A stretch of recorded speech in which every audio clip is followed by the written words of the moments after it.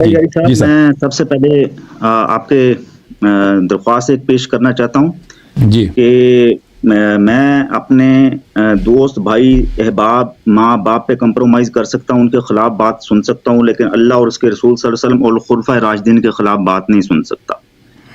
تو میں نے آپ کے بہت سارے پروگرام دیکھے ہیں، مجھے انتہائی افسوس سے یہ بات کہنی پڑتی ہے کہ دیکھیں اتنے جنہوں نے اپنے اتنے جلیل القدر صحابہ جنہوں نے نبی پاک صلی اللہ علیہ وسلم کے ساتھ زندگی گزاری ہو، ان کے پیچھے نماز پڑھی ہو اور ان کی پوری جو زندگی خلافت کی ہے اس میں ایک نماز بھی قضا نہیں ہو، ایک انچ کیا ایک مائکرو میٹر بھی پیچھے نہ ہوئے ہوں، آپ ان کو عمر، ابو بکر، عثمان، چلیں آپ ابو بکر صاحب کہہ لیں، عمر صاحب کہہ لیں، عثمان صاحب کہہ لیں، لیکن اس تک تو نہ جائیں نا۔ صاحب کہہ دیں، چلے صاحب کہتے ہیں اور مزید بولیں، ابو بکر صاحب، عمر صاحب۔ یہ آپ ادب و اداب اور تعظیم و تکریم کا دامن نہ چھوڑیں پلیز۔ اوکے اوکے، مزید بولیں۔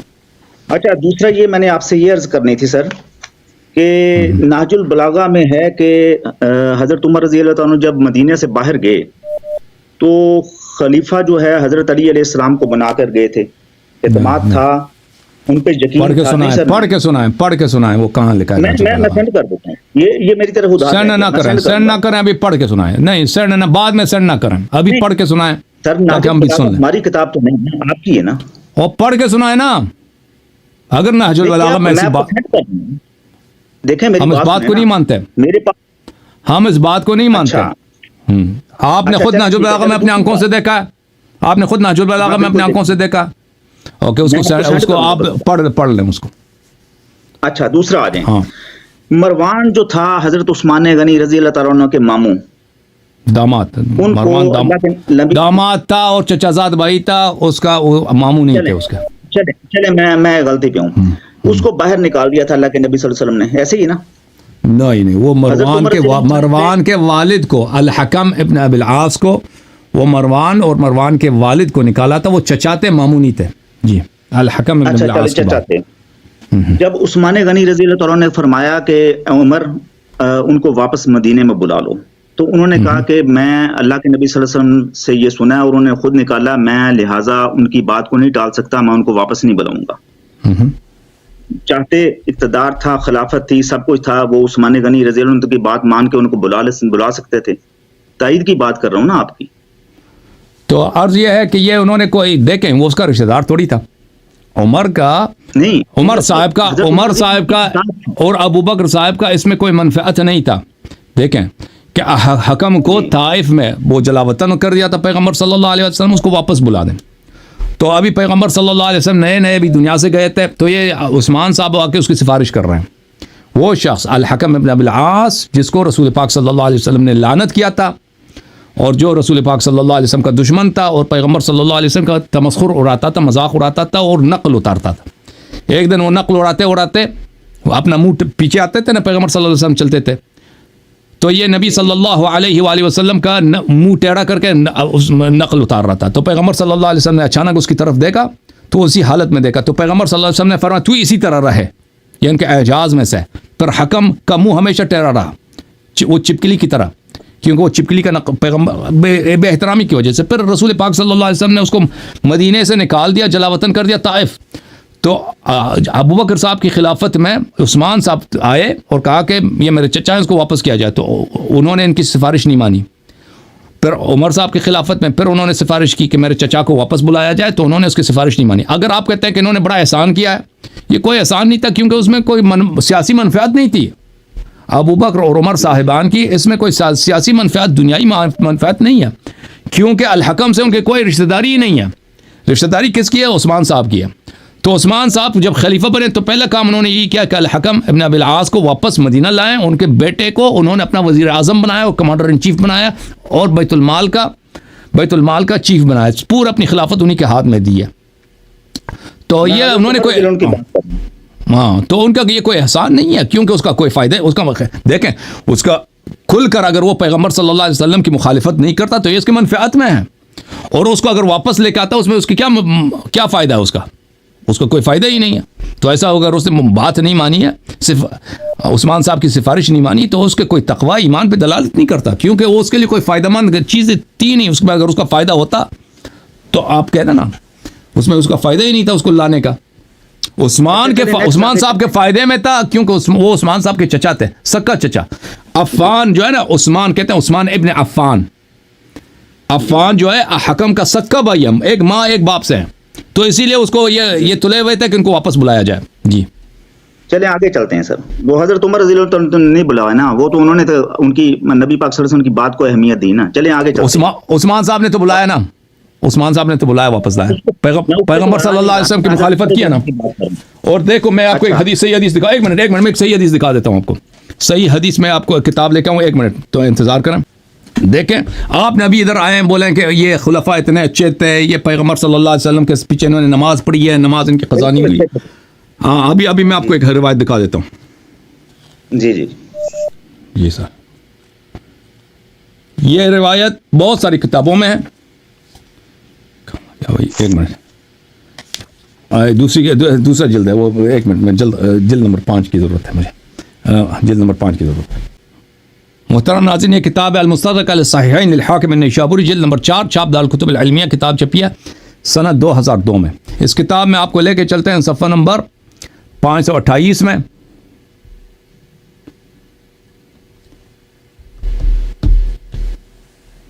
یہ ہے صفحہ نمبر 528, حدیث نمبر 8443, 8483, 8483. یہ حدیث ہے میرے عزیزو. ہائی لائٹر کہاں گیا ہمارا, ہائی لائٹر کتنے گیا بھائی, ہائی لائٹر مل گیا. اچھا, حدیث صحیح علی شرط شیخین, حدیث نمبر 8483, صحیح علی شرط شیخین. یہ بخاری مسلم کی شرط پہ صحیح ہے. اچھا بلیے, اس حدیث کے ذیل میں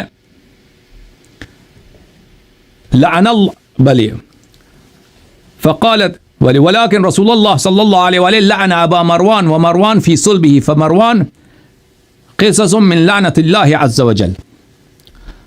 بلی رسول اللہ صلی اللہ علیہ وآلہ وسلم نے مروان کے والد کو یعنی حکم کو اور مروان کو لعنت کیا ہے. رسول پاک صلی اللہ علیہ وآلہ وسلم نے مروان کے والد کو اور مروان کو لعنت کیا اس زمانے میں کہ مروان اس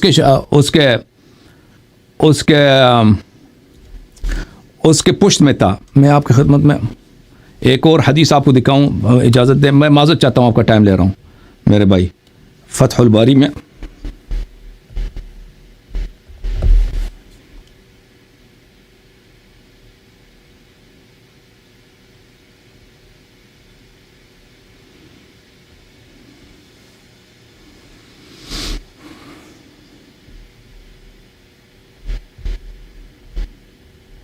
کتاب ہے فتح الباری بشرح صحیح البخاری, جز نمبر 14, چھاپ دار الفکر.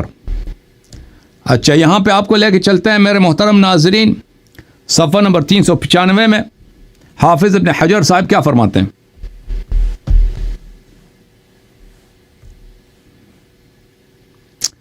حافظ ابن حجر صفحہ نمبر 395 میں یہ فرماتے ہیں وَلَقَدْ وَرَدَتْ أَحَادِيثُ فِي لَعْنِ الْحَكَمِ وَالِدِ مروان. احادیث, ایک حدیث نہیں کئی احادیث مروان کے والد جو حکم ہیں ان کی لعنت میں وارد ہوئی ہیں. وما ولد, اور پورے حکم کے نسل پہ آل مروان پہ لعنت وارد ہوئی ہیں. اخرجہ الطبرانی وغیرہ, طبرانی اور غیر طبرانی نے نقل کیا ہے. فیہ مقال وبعضها جید, اس میں بعض اس کے حدیث صحیح نہیں ہے لیکن بعض اس میں صحیح بھی ہیں, بعض اس میں صحیح بھی ہیں. تو یہ اس کے واضح الفاظ ہیں کہ نبی کریم صلی اللہ علیہ وآلہ وسلم نے مروان کو اور مروان کے والد کو لعنت فرمایا. اوکے اب بولیں مری صاحب. ہاں بس یہ میں نہیں, اس پہ آپ یہ ایڈمٹ کریں نا, اس سے ڈینائی نہ کریں کہ حضرت عمر رضی اللہ عنہ نے نہیں بلوایا تھا مروان کو. بس یہ بات آپ کہہ دیں. عثمان صاحب, ہم کبھی نہیں کہتے کہ یہ عمر صاحب کے متعین میں سے ہے کہ انہوں نے حکم کو واپس بلایا. ہم کہتے ہیں یہ عثمان کے متعین میں سے ہے. عثمان نے, اب عثمان صاحب نے, بات سنیں, عثمان صاحب بھی عمر صاحب کی طرح آپ کے نزدیک محترم ہے نا. ابو بکر صاحب کی خلافت میں اور عمر صاحب کی خلافت میں ان کی سفارش کی, ان لوگوں نے سفارش نہیں مانی لیکن اپنی خلافت میں ان کو بلایا بھی ہے. وہی شخص جس کو پیغمبر صلی اللہ علیہ وسلم نے لعنت کی اور اس کی نسل کو لعنت کی, واپس بلایا, اس کو عزت دیا ہے, اس کے بیٹے کو اپنا وزیر اعظم بنایا. ٹھیک ہے نا, آپ مجھے بتائیں. اچھا آگے آتے ہیں. اچھا سر بتائیں نا, ٹھیک ہے نا, پھر ہمیں حق ہے کہ کہہ دیں کہ ان لوگوں نے پیغمبر صلی اللہ علیہ وسلم کی مخالفت کیا. بات کریں نا آپ, میں عثمان غنی رضی اللہ عنہ کی بات نہیں, ہم کبھی نہیں کہتے کہ یہ حکم کا جو معاملہ یہ ابو بکر اور عمر صاحبان کی متاعن میں سے, ہم کہتے ہیں یہ عثمان صاحب کی متاعن میں سے ہے. ٹھیک ہے نا, ٹھیک ہے, یہ بات ٹھیک ہے, ٹھیک ہے جی. اچھا, یہ میں نے سنا ہے, آپ اس کی تائید کریں گے ذمہ داری سے, کہ اللہ کے نبی صلی اللہ علیہ وسلم کی حدیث ہے کہ جو قسطنطنیہ کے جہاد میں حصہ لے گا وہ جنت میں جائے گا. یزید بن معاویہ پہلی صف میں لڑا تھا, اس کا کیا؟ نہیں, ہمارے پاس کوئی حدیث نہیں ہے. ہمارے نزدیک یزید جو ہے دنیا کے بدترین کافروں میں سے, ٹھیک ہے نا, بدترین کافروں میں. میں یہ کہہ رہا ہوں کہ بات ٹھیک ہے یا غلط ہے؟ یہ ہمارے نزدیک کچھ بھی نہیں ہے. ہمارے نزدیک یزید بدترین کافر ہے. ہمارے پاس ایسی کوئی حدیث نہیں ہے کہ قسطنطنیہ میں جو جہاد کرے گا وہ, بلکہ ہمارے نزدیک یہ سب جہاد جو ہے نا, قسطنطنیہ وغیرہ کی جہاد, یہ سور کے گوشت کھانے کے مترادف تھا. چاہے سور کا گوشت کھاؤ, چاہے میتا کھاؤ, کسی مسلمان کا گوشت کھاؤ, چاہے ان جہادوں میں شرکت کرو. یہ جہاد جتنے خلفاء نے لڑی ہیں ہمارے نزدیک یہ سب کے سب حرام اور دین اور باطل تھیں. کیوں کہ جہاد ہمارے مذہب میں صرف ائمہ اطہار علیہ السلام کے کمانڈ میں ہوتی ہے, ان کے ماتحت ہوتی ہے. بقیہ جن لوگوں نے جہاد کیا یہ سب ہمارے نزدیک نہ صرف کہ یہ صحیح نہیں تھے بلکہ یہ باطل تھے. اچھا, یہاں پہ سر ایک مسئلہ ہے کہ پاکستان کے اندر ریڈ لائٹ ایریاز ہیں, تو اس کے اندر جو جسم فروشی کے لیے جو عورتیں ہوتی ہیں ان کو ایک فارم دیا جاتا ہے, اور فارم کے آگے ایک ریلیجن اور مسئلہ کا خانہ ہوتا ہے. اس کے اندر اہل تشریح لکھوانا پڑتا ہے, پھر اس کا لائسنس, اس کی اپروومنٹ ملتی ہے. اس کے متعلق آپ کیا کہیں گے؟ دیکھیں پاکستان میں اکثریت کن لوگوں کی ہے؟ جماعت مخالفین کی ہے. ٹھیک ہے نا. اگر کچھ لوگ وہاں پہ اپنا کچھ شیعہ کہہ کر وہ آ کے یہ کام کرتی ہیں تو ایسا اس کا شیعہ مذہب سے کیا تعلق؟ لوگ ہر مذہب کا فائدہ اٹھاتے ہیں, اس کا شیعہ مذہب سے کوئی تعلق نہیں ہے. اگر لوگ اس کا غلط فائدہ اٹھاتے ہیں تو ان پہ اللہ کی لعنت ہے. اگر مثلا ہر دنیا میں بہت سارے لوگ مسجد بناتے ہیں کاروبار کے لیے, نہیں بناتے بھائی؟ او بھائی صاحب, لوگ مسجد کے کتاب قرآن چھاپتے ہیں کاروبار کے لیے, قرآن کی غلط تفسیر کرتے ہیں اب کسی کی ووٹ دلانے کے لیے, فتوے غلط دیتے ہیں کہ بھئی دنیا میں دین کے نام پہ برے کام بہت ہوتے ہیں بھائی. اس سے دین کا کوئی نہیں ہے کہ دین برا ہے. اب اس سے ہمارا اگر کسی نے ایسا کام کیا ہے تو اس نے غلط کیا ہے بھائی. جو عورتیں زنا کرتی ہیں اللہ کی لعنت ہے ان پر, وہ توبہ کریں انشاءاللہ دین میں واپس آ جائیں. پھر ملتا ہے ان کو. مجھے نہیں معلوم اس باتوں کا. وہ حکومت پاکستان کا. ہمارے مذہب میں زنا حرام ہے بھائی, زنا حرام ہے. اگر عورت کی شوہر ہے تو وہ صرف اپنے شوہر کے ساتھ رہ سکتی ہے. اگر کوئی عورت کنواری ہے تو اس کا عقد کرنا پڑے گا. عقد ہوگا تو اپنے مرد کے ساتھ وہ رہے گی, بعد میں اس سے طلاق ہوگا یا جو بھی اس سے جدائی ہوگی, اس کے بعد اس کو عدہ رکھنا پڑے گا. عدہ کے بعد اگر وہ اس کے جو عدہ ہوتا ہے طلاق کا, اس کے بعد وہ جا کے دوسری شوہر کر سکتی ہے. زنا ہمارے مذہب میں, یہ تو سب لوگ جانتے ہیں, زنا جائز نہیں. اب حکومت پاکستان آپ کا سچ کہہ رہے ہیں جھوٹ کہہ رہے ہیں مجھے نہیں معلوم. بہرحال ان باتوں کا وہ دنیا میں بہت کچھ ہوتا ہوگا, اس کا میرے پاس جواب نہیں ہے. تو یہ جو چڑیل والا آپ ان مسئلے پہ آپ مجھ سے سوال نہ کریں, کیونکہ میں پاکستانی نہیں ہوں. پاکستان کے حالات مجھے نہیں معلوم پاکستان میں کیا ہوتا ہے. وہ آپ پاکستان میں لاہور میں شیعہ بہت ہیں, ان سے پوچھیں آپ ان لوگوں کو, وہ آپ کو ایسے جواب دیں گے نا کہ آپ پھر شاید آپ کبھی یہ سوال نہ کریں. ٹھیک ہے نا.